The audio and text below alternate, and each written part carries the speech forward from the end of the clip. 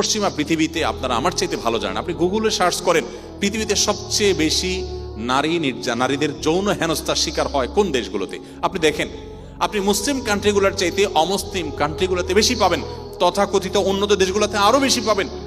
সেখানে কর্মক্ষেত্র বলেন, শিক্ষা প্রতিষ্ঠান বলেন, সব জায়গাতে নারী নানাভাবে যৌন নিগ্রহের শিকার হচ্ছেন। কেন?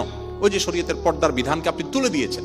গোটা পৃথিবীর সমস্ত সভ্যতা বলবে বিজ্ঞাপনে, বিলবোর্ডের নামে, নাটক সিনেমার নামে, পত্রিকার সংবাদের নামে, বিভিন্ন নামে নারীকে উন্মুক্তভাবে প্রদর্শন করা হবে, বাট তোমাকে কন্ট্রোল করতে হবে।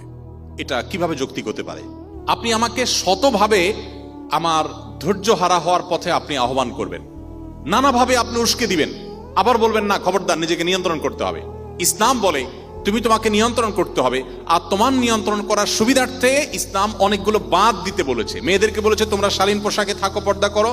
ছেলেদেরকে বলেছে তোমরা দৃষ্টিকে সংযত করো। প্রতিষ্ঠানকে বলেছে তোমরা যথাযথ উদ্যোগ গ্রহণ করো। এরপরেও যদি কেউ অন্যায় করে তখন শাস্তির কথা ইসলাম বলেছে। তাহলে ইসলাম অন্যায়ের আগে থেকে পথ দিতে বলেছে, বাদ দিতে বলেছে। আর অন্যান্য সভ্যতা শুধু অন্যায় করতে নিষেধ করে, কিভাবে অন্যায় থেকে মানুষ বেঁচে থাকবে তার পদ্ধতির কথা ইসলাম কিন্তু, এই অন্যান্য সভ্যতা কিন্তু বলে না। অতএব একজন মুসলমান হিসাবে এই জায়গাটাতে আমাদের ক্লিয়ার থাকতে হবে।